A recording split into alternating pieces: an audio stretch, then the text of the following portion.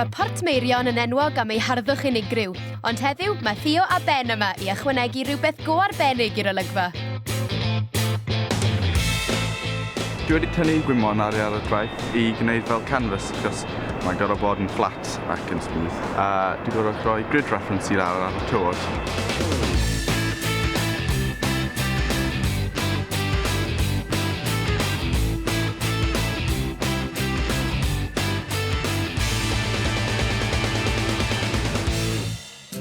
Fel rhan o'i waith cwrs Lefel A, mae Theo wedi penderfynu llunio eiconau o'r 20fed ganrif ar dywod traethau Gogledd Cymru.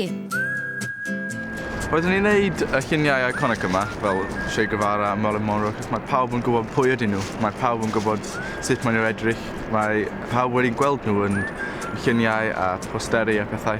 So, dyna pam dwi'n gwneud o.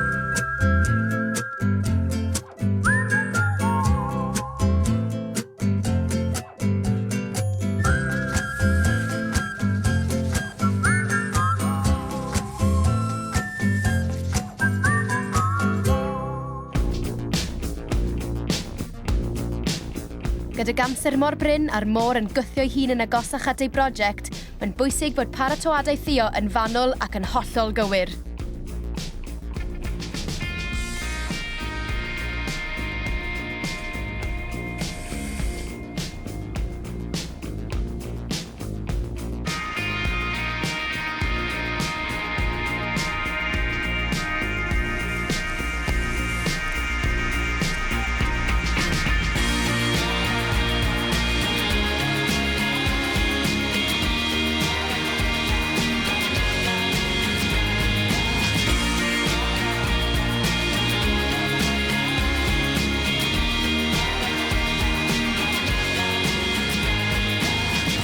Ar ôl yr holl baratoi a diwrnod y waith caled, mae'r canlyniad wirioneddol yn wledd i'r llygaid.